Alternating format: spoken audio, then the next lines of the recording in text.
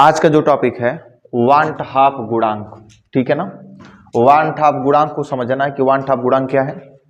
लेकिन एक बात बिल्कुल ध्यान देना, अभी मैं तुम लोगों से पूछ रहा था ना कि क्वथनांक उन्नयन क्या होता है, हिमांक अवनमन क्या होता है, पराशर दाब क्या होता है, इस इन सबको मैं पढ़ा चुका हूँ। आइए होते हैं अणुसंख्य गुणधर्म, सही है ना।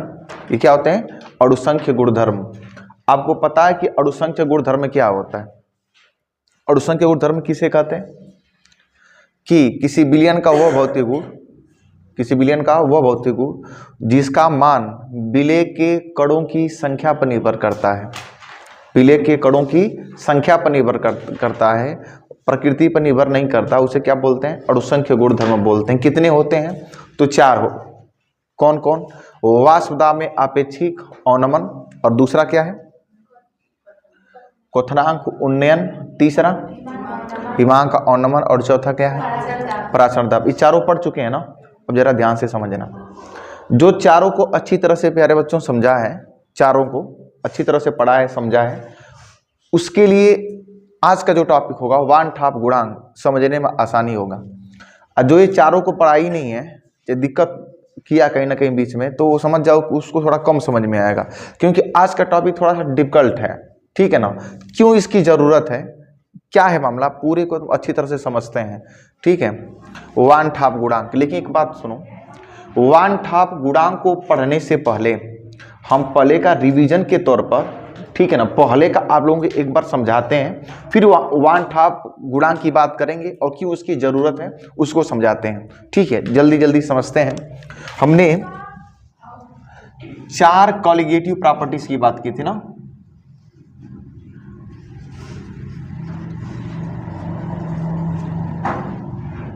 अणुसंख्य गुणधर्म,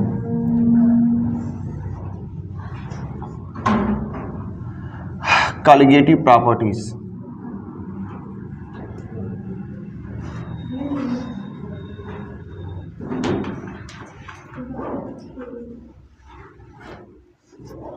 कितनी कॉलिगेटिव प्रॉपर्टीज हम लोग जो है कि पढ़े थे? 4।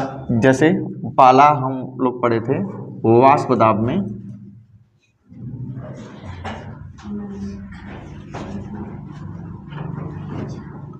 आपेक्षिक अवनमन, आपेक्षिक अवनमन, ठीक है। अब जरा ध्यान से समझना, इसको बोलते हैं रिलेटिंग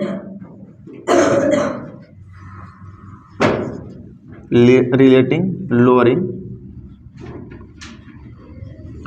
इन वेपर प्रेशर,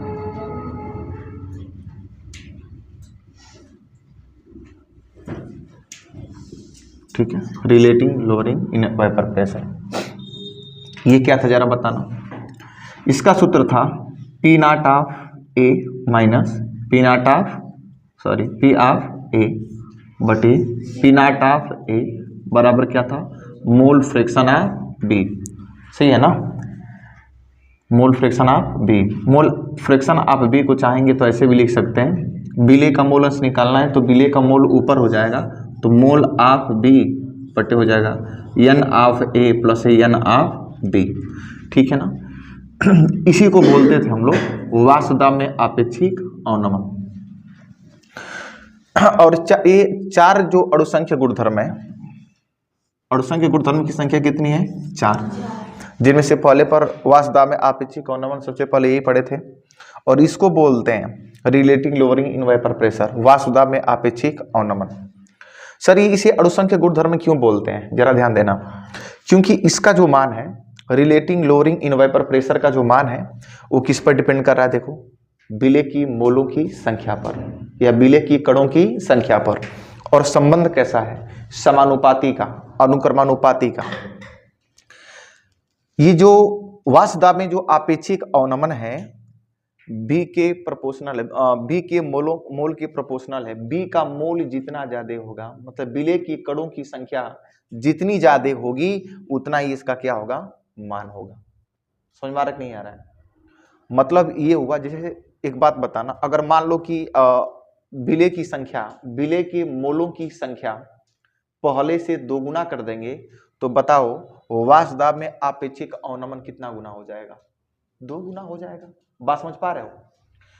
विलेय की मोलों की संख्या जितना गुना करेंगे उतना गुना क्या हो जाएगा? वाष्प दाब में आपेक्षिक अवनमन, क्योंकि ये जो है एकदम डायरेक्टली प्रोपोर्शनल है किसके? बी के। विलेय की बी के मतलब विलेय की मोलों की संख्या जितनी ज्यादा होगी इसका मान उतना ज्यादा होगा। तो इसको ये बोल सकते हैं ना कि अगर ये जो कॉलिगेटिव प्रॉपर्टीज है, ये क्या है? कॉलिगेटिव प्रॉपर्टीज, ठीक है ना, अणुसंख्य गुणधर्म। जो ये अणुसंख्य गुणधर्म है, साथ में बोल सकते हैं कॉलिगेटिव जो प्रॉपर्टीज है, लिख सकते हैं ना, जो कॉलिगेटिव प्रॉपर्टी है ये डायरेक्टली प्रोपोर्शनल किसके? विलेय के मोलों की संख्या के। तो इसीलिए इसे क्या बोल रहे हैं? Colligative properties. विलेय की मोलों की संख्या जितनी ज्यादा होगी इसका मान भी उतना क्या होगा? ज्यादा। मतलब ये है सर, अगर ये बदलेगा ना, विलेय के मोल अगर बदलेंगे तो कॉलिगेटिव प्रॉपर्टीज का मान भी क्या हो जाएगा? बदल जाएगा। और संख्या गुणधर्म का मान भी क्या हो जाएगा? बदल जाएगा। क्या बात को समझ पा रहे हो? जैसे मान लो अगर ये 2 गुना बढ़ जाता है किसी तरह से, कोई केस है, मान ली इसका मान बच्चों 2 गुना हो जाता है, तो बताओ कॉलिगेटिव प्रॉपर्टी जो वाष्प दाब में आपेक्षिक अवनमन का मान कितना गुना हो जाएगा? 2 गुना हो जाएगा। लेकिन मैं कभी ऐसी भी सिचुएशन आ गई कि विलेय की जो मोलों की संख्या है, मतलब बी का जो मोल है वो पहले का आधा हो गया। पहले मान लो 10 मोल था, अब 5 मोल हो गया। तो बताओ कॉलिगेटिव प्रॉपर्टीज कितना गुना हो जाएगा? आधा हो जाएगा पहले क्योंकि ये जो है वाष्प दाब में आपेक्षिक अवनमन डायरेक्टली प्रोपोर्शनल है विलेय की मोलों की संख्या पर। क्या इस बात को तुम लोग एग्री करते हो? क्या इस बात को एग्री करते हो कि विलेय की मोलों की संख्या जितना गुना अधिक होगी कॉलिगेटिव प्रॉपर्टीज का मान भी उतना क्या होगा? अधिक। उतना ही गुना क्या होगा? अधिक होगा। इस बात से एग्री करते हो? इसी को उल्टा रिवर्स में बोल दिया जाए तो विलेय की मोलों की संख्या जितनी गुना कम होगी उतनी ही गुना क्या होगा? कॉलिगेटिव प्रॉपर्टीज क्या हो जाएगी? कम हो जाएगी। इसीलिए हम लोग वाष्प दाब में आपेक्षिक अवनमन को क्या बोलते थे? अणुसंख्य गुणधर्म। कोई दिक्कत वाली बात नहीं है। ठीक है, अब बात करते हैं दूसरे वाले पर। दूसरा क्या पढ़े थे? क्वथनांक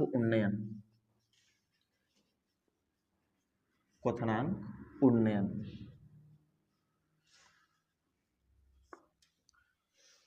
इसको क्या बोलते थे इंग्लिश में? Elevation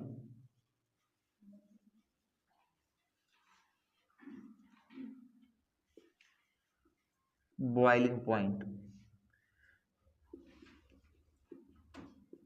elevation in boiling point, ठीक है ना। इसका फार्मूला आप लोग क्या पढ़े थे? इसका फार्मूला ये था कि डेल्टा, अच्छा एलिवेशन इन बॉइलिंग पॉइंट क्वथनांक उन्नयन को डेल्टा टीबी से रिप्रेजेंट कर रहे थे, सही है ना। डेल्टा टीबी बराबर क्या था बच्चों? के ऑफ बी इंटू मोलालिटी। मतलब यहां से डेल्टा टीबी बराबर, अगर हम मोलालिटी का फार्मूला लिखे तो इसका भी फार्मूला क्या होता है? विलेय का मोल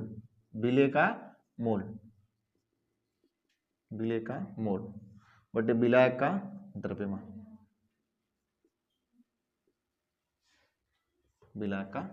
अब जरा ध्यान से समझना। ये भी कॉलिगेटिव प्रॉपर्टीज है, क्योंकि अगर देखो ये डेल्टा टीबी है, डेल्टा टीबी क्वथनांक उन्नयन, ये भी क्या है बच्चों? कॉलिगेटिव प्रॉपर्टीज है ना। ये भी क्या है? Colligative properties. मतलब अणुसंख्य, अरे सी, यहाँ का सी उठा लिया, यहाँ का पी उठा लिया, सीपी बोल रहे हैं। तो जो अणुसंख्य गुणधर्म है, जो कॉलिगेटिव प्रॉपर्टीज है, जो डेल्टा टीबी है, वो देखिए ये भी संबंध विलेय की मोलों की संख्या से कैसे रख रहा है? अनुक्रमानुपाती का। विलेय के मोलों की संख्या जितनी ज्यादा होगी कॉलिगेटिव प्रॉपर्टीज का मान भी उतना क्या होगा? ज्यादा होगा। क्वथनांक उन्नयन का मान उतना ज्यादा होगा। मतलब ये विलेय का मोल जितना गुना अधिक होगा उतना गुना क्या होगा? कॉलिगेटिव प्रॉपर्टीज भी क्या होगी? अधिक होगी। क्या बात को समझ पा रहे हो? बाकी सारी कहानी सेम है। तो ये भी क्या हो गया? Colligative properties. देखिए विलेय के मोलों की संख्या पर डिपेंड कर रहा है। तीसरी क्या पढ़े थे बच्चों? हिमांक अवनमन।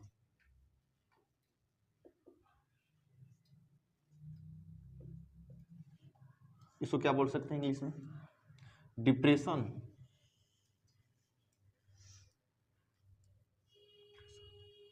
In freezing point.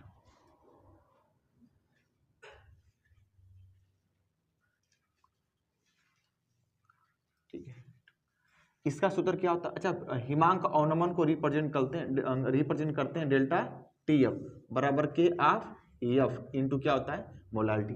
Same to same formula, परंतु डेल्टा टी एफ बराबर K of F into molality विलेय का मोल बटे विलायक का द्रव्यमान। ठीक है, तो ये भी देख रहे हैं जो हिमांक का अवनमन है ये भी इससे संबंध कैसा रख रहा है, अनुक्रमानुपाती का, समानुपाती का मतलब प्रोपोर्शनल है। विलेय की मोलों की संख्या बच्चों जितनी ज्यादा होगी हिमांक अवनमन का मान भी कितना उतना ही क्या होगा, अधिक होगा। अगर विलेय की मोलों की संख्या पहले से 2 गुनी हो गई या 4 गुनी हो गई, सपोज दैट 4 गुनी हो गई, तो बताओ डेल्टा टीएफ भी एक कॉलिगेटिव प्रॉपर्टीज है, इसका मान भी कितना गुना हो जाएगा, 4 गुना हो जाएगा। या ऐसे समझिए कि विलेय की मोल जितने भी था विलेय का मोल कितना कर दिए, 1/2 कर दिए, मतलब आधा कर दिए, तो बताओ कॉलिगेटिव प्रॉपर्टीज भी कितने गुनी हो जाएगी, 1/2 गुना हो जाएगी। क्या बात को समझ पा रहे हो? मतलब ये ऐसे हैं कि विलेय की मोलों की संख्या पर निर्भर करते हैं। और आपको इस पर मैं बहुविकल्पी आपके टेस्ट में एक सवाल भी दिया था बहुविकल्पी के रूप में कि ये जो अणुसंख्य गुणधर्म है किस बात पर निर्भर करते हैं, 4 दिया था, उस सब लोग लगभग गलत किए थे। उसमें प्रकृति दिया गया था, मतलब 3-4 ऑप्शन थे, उसमें सही कौन सा था, विलेय की कणों की संख्या पर, विलेय की मोलों की संख्या पर, सिर्फ उस पर। कॉलिगेटिव प्रॉपर्टी सीधे डिपेंड, इससे कोई उसे मतलब नहीं है कौन है, उसे सिर्फ किससे मतलब है, कितना है। ठीक है ना, विलेय का मोल कितना है, मतलब ही नहीं कि कौन है, कितना है, बस इससे मतलब है। अगर विलेय जो भी विलेय है अगर उसके मोल ज्यादा होंगे तो इनके मान भी क्या होंगे, ज्यादा होंगे। जितना गुना बढ़ेगा उतना गुना ये भी बढ़ेगा, कॉलिगेटिव प्रॉपर्टीज। तो ये हो गया। चौथा क्या पढ़ते बच्चों,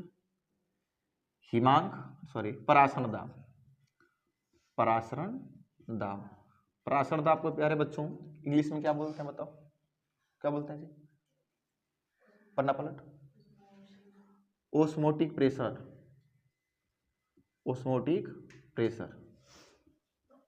ठीक है, और इसका सूत्र बताए थे पाई बराबर CRT या MRT। ठीक है, यहां पर जो M होता है वो मोलरता होता है, मोलारिटी। ठीक है ना, ये फार्मूला। ठीक है, और आपको यहां से अगर दिखाया जाए तो यहां से R into T into M, तो एम को लिखना चाहेंगे तो हो जाएगा विलेय का मोल बटे विलयन का आयतन। ठीक है, अब सुनो, देखिए जो पाई है, जो परासरण दाब है, ये भी देखिए विलेय की मोलों की संख्या पर डिपेंड कर रहा है। बात फिर वही निकल करके आ रही है कि विलेय के मोलों की संख्या जितनी ही ज्यादा होगी, जितनी गुना अधिक होगी, उतनी ही गुना ये जो परासरण दाब है, मतलब जो सीपी है, मतलब कॉलिगेटिव जो प्रॉपर्टीज है, अणुसंख्य गुणधर्म है, उतना ही गुना क्या होगा, अधिक होगा। क्या बात को समझ पा रहे हो? जितना गुना, तुम बताओ कि तुम ही बताना, अगर विलेय की मोलों की संख्या पहले का मैंने 1/3 कर दिया, 1/3 कर दिया, तो बताओ सीपी क्या होगा, 1/3 हो जाएगा। मतलब जितना गुना विलेय की मोलों की संख्या बढ़ेगा उतना ही गुना क्या बढ़ेगा, सीपी बढ़ेगा, कॉलिगेटिव प्रॉपर्टीज बढ़ेगी। So simple. तो ये हो गया। अब जरा एक चीज समझते हैं, आप लोगों के साथ एक धोखा हुआ था। हाँ, धोखा सुनते ही कौन सा, सुनो धोखा क्या है, जैसे अब तक जितने भी कॉलिगेटिव प्रॉपर्टीज का बच्चों सवाल किए थे, जितने भी किए थे, कॉलिगेटिव प्रॉपर्टीज का मतलब ये चारों जो आपको दिखाई दे रहे हैं ना, वाष्पदाब में अपेक्षिक अवनमन, क्वथनांक, उन्नयन, हिमांक अवनमन या परासरण दाब, सब सीपी है, सब कॉलिगेटिव प्रॉपर्टीज है, मतलब सब विलेय की मोलों की संख्या पर निर्भर करते हैं। अगर विलेय का मोल अगर बदला तो इसके मान भी क्या होंगे, बदलेंगे। तो आप इस चारों पर हम लोग अच्छे से अच्छे सवाल किए हैं।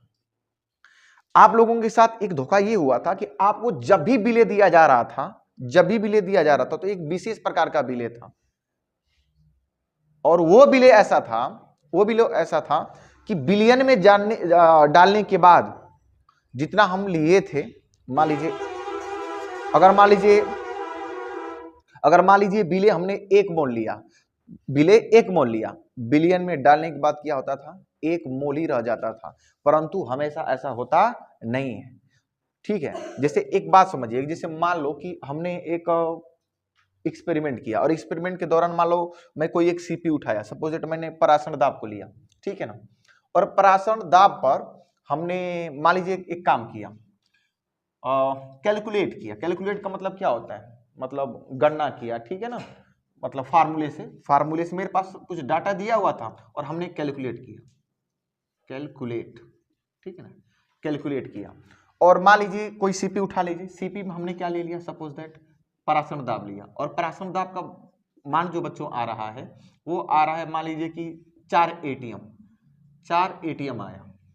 कैलकुलेट करने से कितना एटीएम आया, 4 एटीएम। मतलब आपको डाटा दिया गया था या सवाल दिया गया था, ठीक है ना, उसमें कोई बिले रहा होगा, हमने कहा कि इसका परासरण दाब बताओ और इसकी कॉलिगेटिव प्रॉपर्टीज बताइए, तो आप लोगों ने पूरा फार्मूला लगा होगा करके बताया सर 4 एटीएम आया है, 4 एटीएम।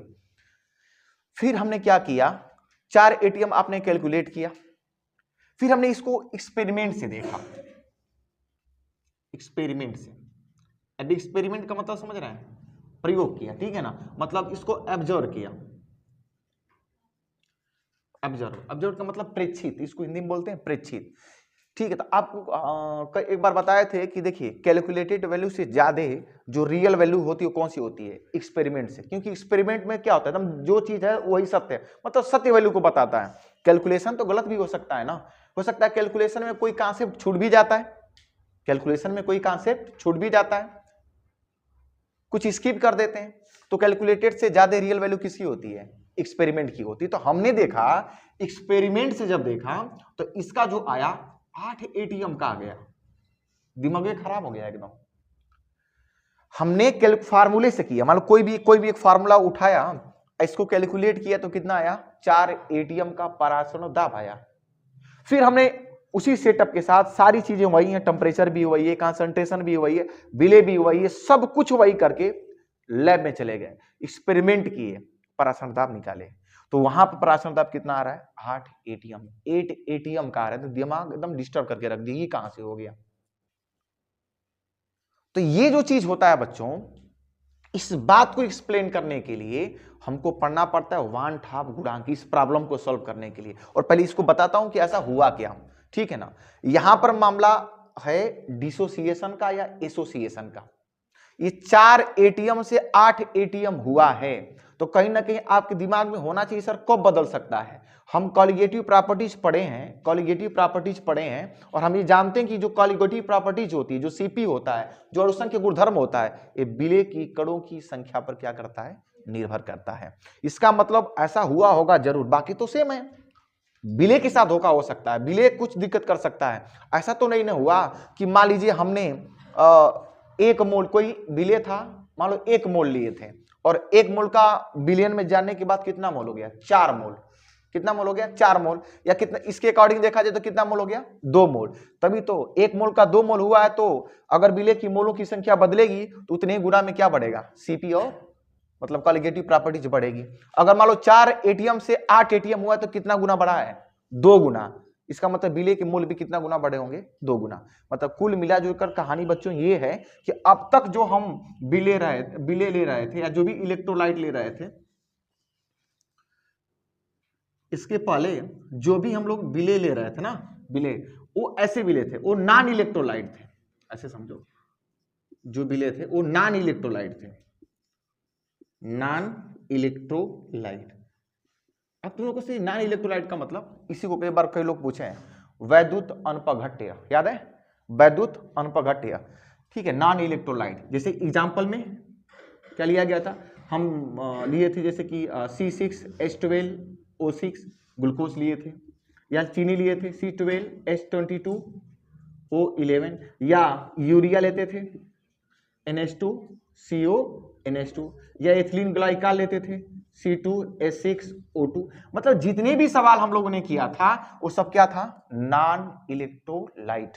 सर ये नॉन इलेक्ट्रोलाइट का मतलब क्या हुआ जानते हो, अगर ऐसे बिले हैं जो नॉन इलेक्ट्रोलाइट हैं, तो नॉन इलेक्ट्रोलाइट्स को, इनको बिलियन में डालने पर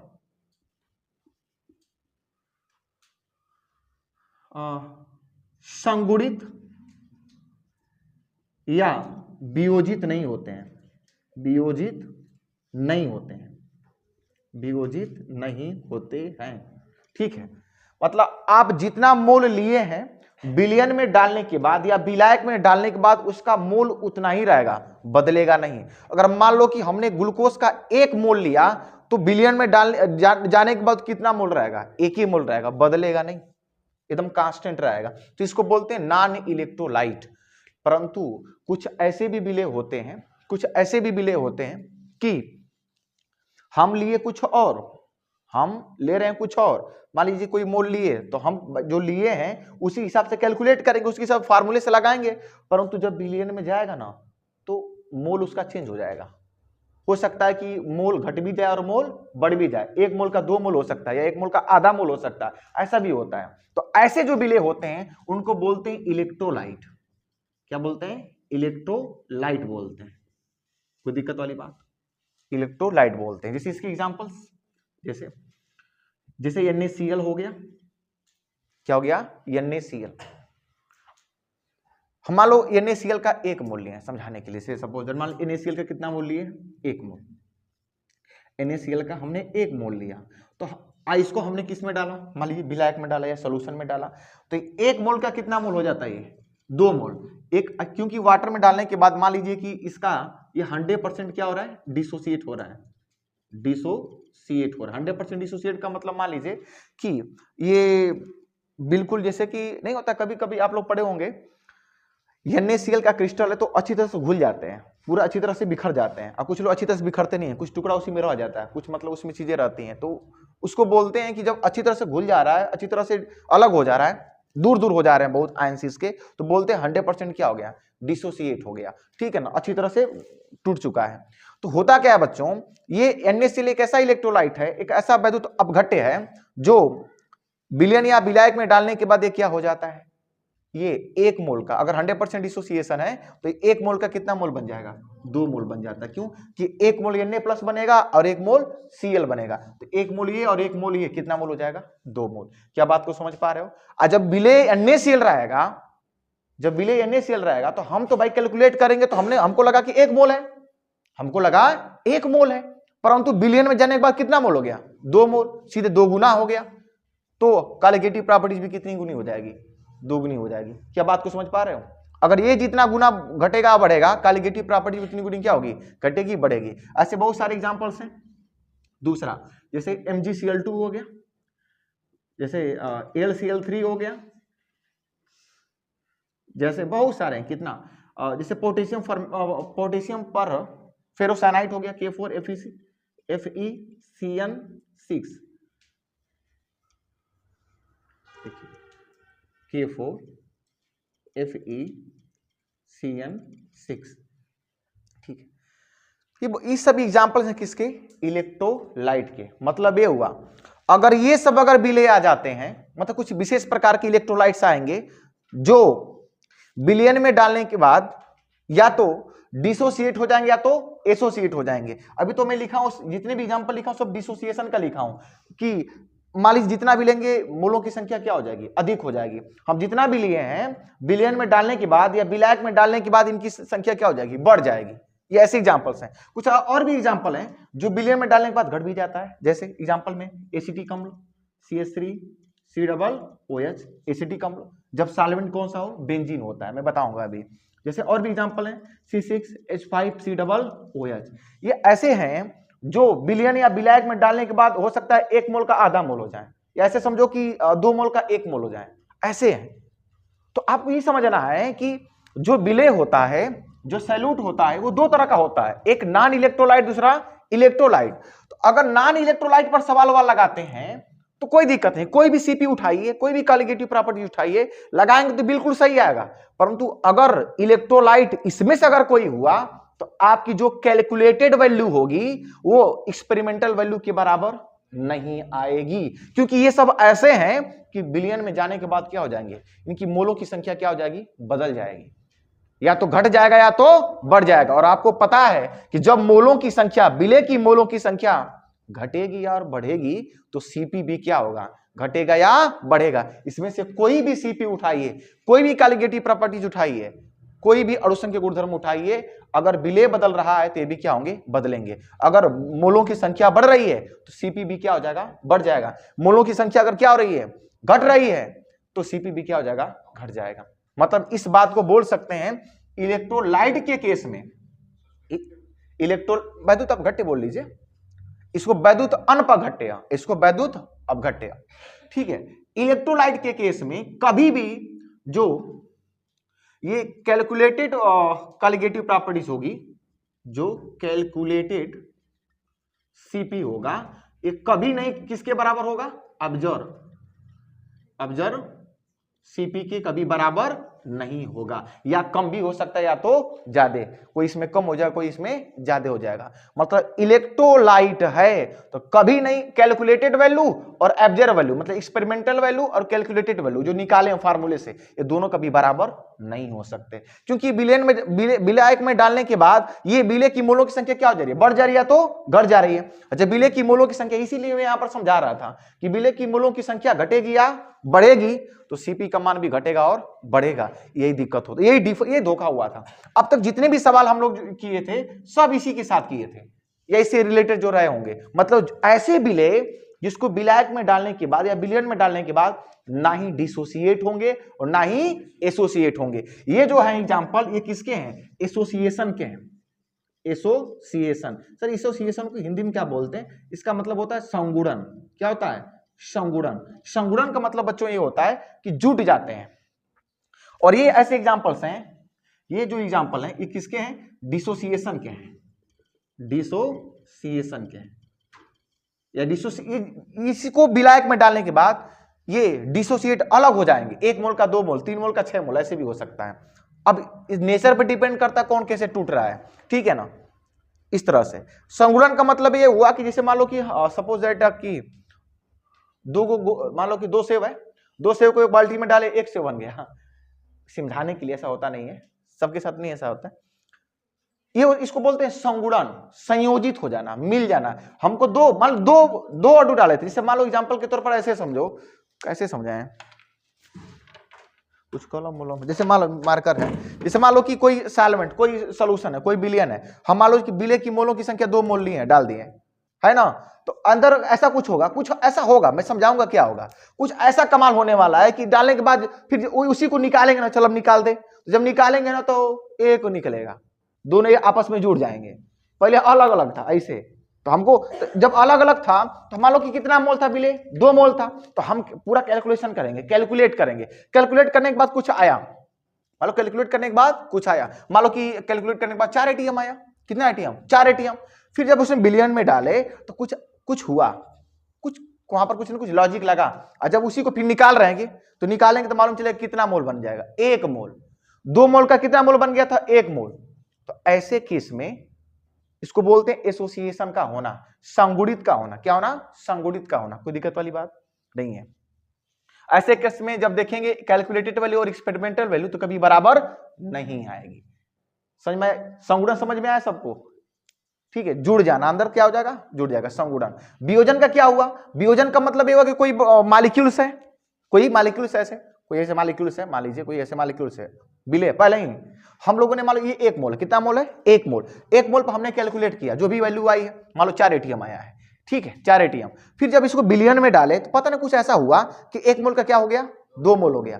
तब ये इस केस में जब एक्सपेरिमेंट करके देखेंगे तो 4 एटीएम जगह कितना आएगा, 8 एटीएम। हमारा दिमाग खराब हो गया, फिर जब उसको निकाले तो कितना मोल मिला, 2 मोल। ये कैसे हो गया, तो मामला किसका है बच्चों, डिसोसिएशन का और एसोसिएशन का है। मतलब कुछ ऐसे भी विलय होते हैं जो विलायक या विलयन में डालने के बाद या तो डिसोसिएट हो जाते हैं या तो एसोसिएट हो जाते हैं, और ऐसे केस में कभी भी कैलकुलेटेड वैल्यू ऑब्जर्व वैल्यू के बराबर नहीं आएगी। मतलब कैलकुलेटेड मतलब निकाला गया फार्मूले से, कोई भी इसमें सिप उठा लीजिए, कोई भी बराबर नहीं आएगा। तो इस प्रॉब्लम को खत्म करने के लिए इस फार्मूले को जितने भी फार्मूले हैं ना, चारों जो फार्मूले अब मॉडिफाई होंगे, अब थोड़े संशोधित होंगे। अब इस चीज से बचने के लिए या इसको बचाने के लिए किसका अवतार होगा, किसका जन्म होगा, वान ठाप गुणांक का। समझ में आया। अब वान ठाप गुणांक को कैसे समझेंगे, कैसे फार्मूले में ऐड करेंगे ताकि कोई भी विलय आए हम बच जाएं। नहीं तो मालूम चले इस पर तो खूब लगाए, ये आ गया तो फंस गया मामला, तो फार्मूला किसी काम का नहीं। इसी फार्मूले को थोड़ा संशोधित करेंगे, किसको समझ करके, वान ठाप फैक्टर को समझ करके, वान ठाप गुणांक को समझ करके। कोई दिक्कत वाली बात, तो ये इंट्रोडक्शन था, पूरी नीड थी। इस पूरे टॉपिक से ये आपको समझ में आया वान ठाप गुणांक की जरूरत क्या है, क्या प्रॉब्लम सबको समझ में आई, क्या प्रॉब्लम सबको समझ में आ गई तो समाधान, क्योंकि किसी भी चीज का प्रॉब्लम जब पता होता है ना तो सॉल्यूशन भी समझ में आएगा। लेकिन होता यह है कि अक्सर कि प्रॉब्लम ही नहीं समझ में आ रही है, तो उसका सॉल्यूशन पर क्या मतलब है, तब सॉल्यूशन समझे में नहीं आएगा। तो प्रॉब्लम आपको समझ में आने से सर प्रॉब्लम क्या था, इसी को अभी समझाएं। अभी वांट ऑफ गुणांक बता ही नहीं रहे थे, अब तक आपको क्या समझा रहे थे, प्रॉब्लम समझा रहे थे, प्रॉब्लम क्या थी। अब पढ़ेंगे क्या, वांट ऑफ गुणांक। हमको अब देखना है वांट ऑफ गुणांक, वांट ऑफ गुणांक। अभी क्या वाला है, अब सुनो, ये बला नहीं है, ये सॉल्यूशन है, उस प्रॉब्लम का सॉल्यूशन है। इसको ऐसे लिख सकते हैं want want want want want want wants of factor. बात मत करिए, देखो वैसे भी डिफिकल्ट है बहुत ज्यादा है, अब बात करोगे तो बहुत दिक्कत होगी, छोड़ देंगे 9 बजे तक। Want of factor, want of गुणांक। अब क्या देखो, वांट ऑफ गुणांक को हम रिप्रेजेंट करेंगे आई से, किससे, आई से। और आई का मतलब होता है, ऐसे समझो, आई का फार्मूला होता है, लेकिन फार्मूला को लिखने से पहले थोड़ा सा फील के लिए बताते हैं। आई हमको ये बता देगा, अभी बताओ कि विलय की मोलों की संख्या जितनी ज्यादा होगी सीपी का मान भी उतना क्या होगा, ज्यादा होगा। तो आई क्या बताएगा कि बिलियन में, देखो आई क्या बताएगा, बिलियन में विलय के कणों की संख्या, विलय के कणों की संख्या, कणों की संख्या कितनी गुनी अधिक या कम हो रही है, कम हो रही है। मतलब ये फार्मूला जो है, मतलब ये जो आई है वांट ऑफ गुणांक, एक ऐसा फार्मूला देगा जिससे हमको ये पता चल जाएगा कि बिलियन में विलय की कणों की संख्या, कोई बिलियन है विलायक है, उसमें जो विलय की कणों की संख्या है वो कितना गुना कम हुआ या कितना गुना अधिक हुआ है। देखो अब सुनो, प्रॉब्लम क्या थी कि बिलियन या विलायक में डालने के बाद विलय की संख्या घट जा रही है तो बढ़ जा रही थी। और एक चीज हम पहले से कई बार आपको मैं फील दिलाने का प्रयास किया हूं, विलय की मोलों की संख्या जितनी ज्यादा अधिक होगी या जितनी गुना कम होगी उतना ही गुना सीपी अधिक होगा या तो क्या होगा, कम होगा। तो अगर इन दोनों में से कोई एक पता चल जाए, मान लो दोनों में से अगर हमको ये पता चल जाए कि बिलियन में विलय की मोलों की संख्या कितनी गुना अधिक हो रही है या कितनी गुना कम हो रही है, तो उसी से रिलेट करके ये भी बता सकते हैं कि सीपी का मान कितना गुना अधिक होगा या कितना गुना कम होगा। फिर से अगर हमको ये मिल जाए कि बिलियन में विलय की कणों की संख्या कितनी गुना बढ़ी है, तो जितनी गुना बढ़ी होगी उतनी गुना सीपी को भी बढ़ा देंगे, बोल सही है। या ये पता चल जाए कि बिलियन में या विलायक में विलय की कणों की संख्या कितनी गुना कम हो रही है, तो जितनी गुना कम हो रही होगी उतना गुना सीपी को भी क्या कर देंगे, कम कर देंगे। तो इसके लिए कौन है, आई। मतलब आई क्या है, वांट ऑफ गुणांक को आई से रिप्रेजेंट करते हैं बच्चों, और आई बराबर होता है बिलियन में विलय की कणों की संख्या कितनी गुनी अधिक या क्या हो रही है, कम हो रही है। अब इसका फार्मूला कैसे बनाया जाएगा, जो हमको ये मिल जाएगा। तो बच्चों इसका जो फार्मूला होता है आई बराबर क्या, कोई भी केस हो, चाहे संगुणन का केस हो चाहे वियोजन का केस हो, किसी भी केस में मुझे आई चाहिए, ठीक है। तो यहां पर क्या करेंगे, संगुणन या वियोजन, संगुणन या वियोजन के पश्चात, के बाद, ऐसे लिख लीजिए, के बाद विलय की मोलों की संख्या, विलय के मोलों की संख्या, मोलों की संख्या, संगुणन या वियोजन के बाद विलय की कणों की, विलय के मोलों की संख्या, कणों की संख्या। अब बटे क्या हो जाएगा कि संगुणन, संगुणन या वियोजन के पहले, के पहले विलय की मोलों की संख्या, विलय के मोलों की संख्या।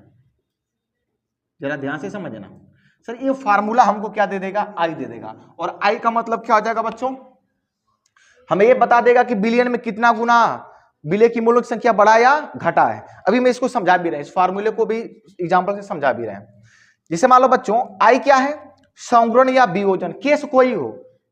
हमने अभी आपको समझाया, यही ना समझाया था कि जो ये विलय होते हैं, जो सैल्यूट होते हैं, ये दो तरह का बिहेवियर दिखाते हैं। या तो बच्चों ये डिसोसिएट हो जाएंगे, या तो ये डिसोसिएट हो जाएंगे, मतलब वियोजित हो जाएंगे, वियोजित हो जाएंगे, या तो क्या हो जाएंगे, एसोसिएट हो जाएंगे।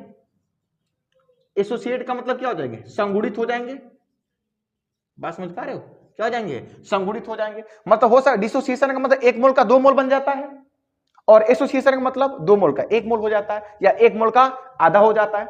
ठीक है, तो उस तरह से तो हम क्या करेंगे, आई का मान मुझे निकालना है, तो आई का मान कैसे निकालेंगे कि संगुणन या वियोजन केस कोई भी हो, हम जब विलयन में डाल चुके हैं, विलयन में डाल चुके हैं या विलायक में डाल चुके हैं, किसको? विलय को, इलेक्ट्रोलाइट वाले विलय को, तो देखेंगे कितना मोल बना है, उसका तरीका भी बताएंगे कैसे पता चलेगा।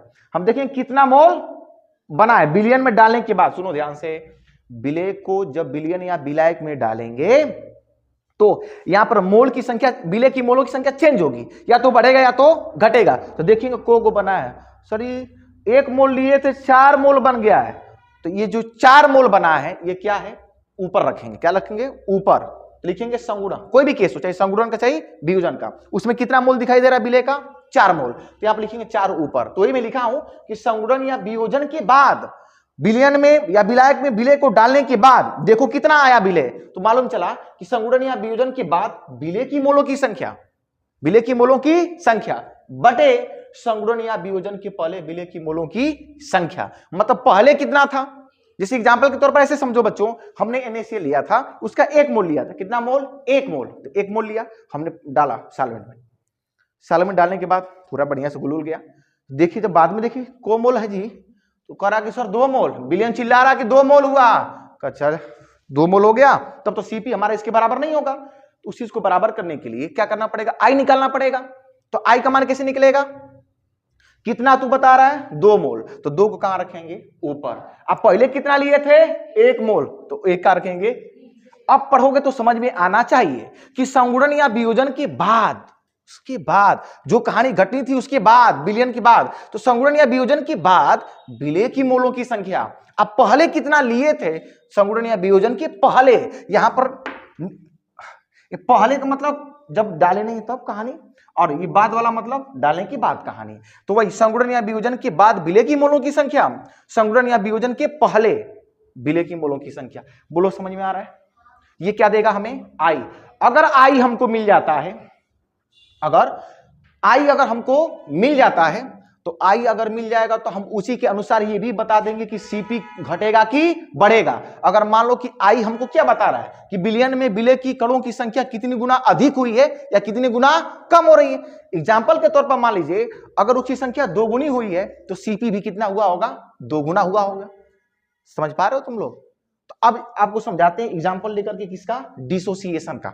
ठीक है, तो हम यहां से केस उठाते हैं, कौन सा? डिसोसिएशन। और डिसोसिएशन से हम क्या निकालेंगे? आई का मान। किसका मान निकालेंगे? आई का मान। तो हो गया डिसोसिएशन। डिसोसिएशन। अब देखो डिसोसिएशन में, अच्छा एसोसिएशन में केस बनेंगे। इसमें से डिसोसिएशन में बच्चों हम केस नंबर 1 लेते हैं। 2 केस बनेगा इसमें। सर केस बनने का मतलब क्या हुआ, जरा समझिए। केस 1 का मतलब ये हुआ ना कि मान लो कि जो भी विलय है, डिसोसिएशन ले लिए तो इसका मतलब कि वो मोलों की संख्या बढ़ने वाली है। डिसोसिएशन में क्या होगा? वियोजन में क्या होगा? मोलों की संख्या क्या होगी? बढ़ेगी। विलयन या विलायक में विलय को डालने के बाद मोल अधिक हो जाएंगे, विलय के अधिक हो जाएंगे। तो अब इसमें 2 केस बन सकता है। 2 केस, जरा ध्यान दीजिएगा।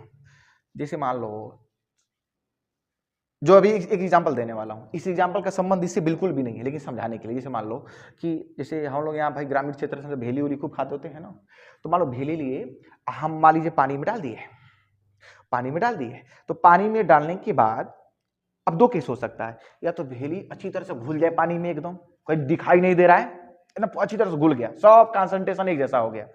ठीक है, ऐसा भी हो सकता है कि भेली को जो पानी में डाला जाए तो कुछ गल जाएगा, कुछ रह जाएगा। ऐसा भी होता है ना। जब पूरी तरह से घुल जाता है, अच्छी तरह से वियोजित हो जाता है, तो उसको बोलते हैं क्या कि 100% डिसोसिएशन।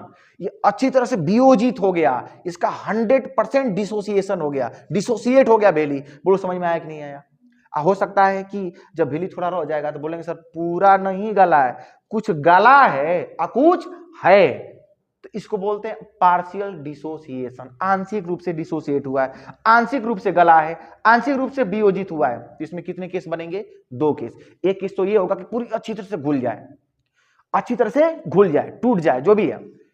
और दूसरा केस क्या बनेगा, अच्छी तरह से न घुले, कुछ घुले तो कुछ रह जाए, तो दो केस बनेंगे। तो केस नंबर 1 को बताते हैं। ये दोनों केस किस में बनेंगे, डिसोसिएशन में, और ऐसा ही केस किस में बनेगा, एसोसिएशन में। तो पहले डिसोसिएशन को समझते हैं। डिसोसिएशन क्या हुआ केस नंबर 1 कि 100% डिसोसिएट होगा। तो हम मान लेते हैं कि जो सैल्यूट होगा इसका 100% क्या होगा, डिसोसिएट होगा, डिसोसिएट होगा, 100% डिसोसिएशन या डिसोसिएट होगा। बात समझ पा रहे हो? अब एग्जांपल बताते हैं, जो भी एग्जांपल वहां पर लिखवा है उसी को समझाते हैं और आई कमान निकालते हैं। एग्जांपल नंबर 1 जैसे हम लिए थे NaCl। मान लो एग्जांपल के तौर पर बच्चों हमने इसका कितना मोल लिया, शुरुआत में 1 मोल, प्रारंभ में हमने प्रारंभ वाली कहानी है, हम इसको कितना लिए थे, 1 मोल वाटर में डाले, जल में डाले, एक बार सोल्यूशन इसका बनाए। और मालूम शुरुआत में NaCl, देखिए Na प्लस और किस में टूटेगा, Cl माइनस में, Na प्लस और Cl माइनस, 1 मोल लिए थे। जब डाले ही नहीं होंगे उस समय इसका कितना मोल रहा होगा, बिलियन में या बिलायक में, 0 मोल। अरे जब हम डाले ही नहीं, अरे भेली को डाले ही नहीं तो उसमें भेली दिखाई देगा पानी में, नहीं। तो जब डाले ही नहीं है प्रारंभ में, ये 1 मोल था, ये कितना मोल था, 1 मोल, और डाले नहीं है तो ये Na प्लस और Cl माइनस बिलियन में क्या होंगे, 0 मोल होंगे। फिर बाद में डालने के बाद पूरा घुल गया अच्छी तरह से, जितना घुलना था सब क्या हो गया, घुल गया। बाद में देखें, घुलने के बाद में देखें, ठीक है, बाद में देखें तो एक बात बताओ, हम मानकर चल रहे हैं कि ये 100% डिसोसिएशन है। ये तो मान कर रहे हैं ना, यहां पर देखिए क्या है, 100% डिसोसिएशन है। अब ये घुलेगा तो पूरी तरह से घुल जाएगा, कुछ रह नहीं जाएगा। यही केस बनाया ना, केस नंबर 1 में यही तो बताए हैं कि NaCl जब लेंगे तो अच्छी तरह से घुल जाएगा, कुछ रह नहीं जाएगा, इसलिए बोले कि 100% डिसोसिएशन का केस मानकर चलो। तो मान लिया NaCl अच्छी तरह से घुल गया, तो NaCl अगर 1 मोल NaCl घुलेगा तो 1 मोल क्या बनाएगा, Na प्लस, और 1 मोल क्या बनाएगा, Cl माइनस। तो बाद में क्या हुआ, 1 मोल क्या बन गया, Na प्लस, 1 मोल क्या बन गया, Cl माइनस। क्या बात को समझ पा रहे हैं? तो यह संगुणन या वियोजन के बाद विलेय की मोलों की संख्या है। आइए क्या है, संगुणन या वियोजन के पहले विलेय की मोलों की संख्या है। अगर इस केस में अगर बच्चों आई का मान निकालेंगे तो जरा ध्यान से देखना, आई का मान तो फार्मूले के अकॉर्डिंग देखा जाए तो बाद वाली कहानी संगुणन या वियोजन के बाद, तो मान लीजिए संगुणन का केस नहीं वियोजन का केस लिए हैं, तो वियोजन के बाद विलेय की मोलों की संख्या कितनी संख्या आ रही है, 1 मोल, 1 मोल ही कितना मोल हो गया, 2 मोल, बोल सही है। अब पहले कितना लिए थे, 1 मोल, 2 बटे कितना हो गया, 1। ओवरऑल देखा जाए तो आई बराबर कितना आ गया, 2। क्या बात को समझ पाए? क्या आई का मान निकाल लोगे? अगर कोई विलेय है बच्चों और 100% डिसोसिएशन का केस है तो क्या तुम लोग आई का मान निकाल लोगे? निकाल लेंगे। अब देखो एग्जाम्पल नंबर दूसरे की बात करते हैं, जैसे मान लो क्या लिए थे, MgCl2। अब MgCl2 है, मान लीजिए शुरुआत में बच्चों इसका कितना मोल लिए थे, 1 मोल, ठीक है ना। जब डाले ही नहीं है तो उस समय, अच्छा अगर ये ब्रेक होता है, तो इतना तो आपको पता ही होगा, ये Mg+2 में टूटता है और ये Cl माइनस में टूटेगा, कितना मोल बनेगा इसका, 2 मोल। तो शुरुआत में प्रारंभ में इसका 1 मोल, इसका क्या रहा होगा बच्चों, 0 मोल।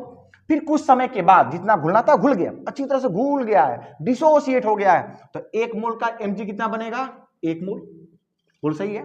MgCl2 ब्रेक होगा तो 1 मोल क्या बनेगा, Mg, और Cl2 कितना मोल बनेगा, 2 मोल, इसका बना बच्चों 2 मोल। अगर इस स्थिति में आई का मान निकालें, तो बाद में कितना हुआ, वियोजन के बाद विलेय की मोलों की संख्या 3 हो गया। अब पहले कितना था, 1, 3, तो ओवरऑल देखा जाए तो आई का मान कितना आ गया, 3। बोलो समझ में आया क्या? ठीक है, हाँ नहीं हम बोले हैं, हम तो पहले ही बोले कि लेट होगा, हम टॉपिक लेंदी अभी तो आधो खत्म नहीं किए। हम देखो वन ठाप गुणांक में जिस तरह से बता रहा हूं ना, घमंड नहीं है लेकिन आशा बहुत कम है कि आपको इतनी रिस्पेक्ट के साथ कोई स्कूल में ऐसे समझाएगा, बिल्कुल नहीं। हाँ अगर कोई मेहनत कर रहा है हमारी तरह से तो हो सकता है कि आपको समझाए, लेकिन चांस बहुत कम है। वन ठाप गुणांक तो बाद में कहेंगे ना कि वन ठाप गुणांक बड़ा कठिन टॉपिक है, नहीं कठिन नहीं है, तुम लोगों ने कठिन बनाया। मैं इसलिए नहीं कह रहा हूं कि लेट हो रहा है, इससे कोई संबंध ही नहीं है, वो तो भाई समय में भी छोड़ देंगे, इसी को पढ़ा खत्म कर देंगे। लेकिन अभी अदो खत्म नहीं हुआ है, अभी हम 45% पर हैं, वन ठाप गुणांक अभी 45% पर है, अभी 55% मुझे पढ़ाना है। बात समझ पा रहे हो? हाइट बोर्ड डिटेल्स में इस पे सवाल आते हैं बोर्ड में, अब बहुत महत्वपूर्ण, अरे बोर्ड ही छोड़ो, अरे बहुत very very important board exam in NEET या आईआईटी का कोई भी एग्जाम हो, सब यहां से सवाल कन्फर्म 100% सवाल यहां से आता है। बहुत अच्छा टॉपिक है, तो कोशिश कर लें एकदम निचले पायदान से जो है कि आपको समझाना है कि नहीं है, तो इसको हल्की में मत लेना। और बहुत कम चांस है कोई ऐसे समझाएगा, अगर ऐसे कोई समझा रहा है तो अच्छी बात है सर, दोबारा मौका मिल जाएगा समझने का, लेकिन बहुत कम चांस। हम अक्सर देखे हैं, हमारे सर भी जो पढ़ाए थे वो भी ऐसे नहीं बताए थे, ऐसे बताया जल्दी समझ में नहीं आता है, वो कहां से आ गया वन ठप गुणांक, कहां है जरूरत है, अजीब तरीके से गुस्सा आता है, बस रट लेते हैं, तो परिभाषा रटते हैं और फार्मूला रटते हैं, सवाल बनता ही नहीं है। जब कॉन्सेप्ट क्लियर आता है तो सवाल बनता है। छोड़िए बकवास नहीं करेंगे, आते हैं एग्जांपल नंबर किस पर बच्चों, तीसरे पर, घबराई नहीं, मैं छोड़ दूंगा, ठीक है, मार खा लीजिएगा।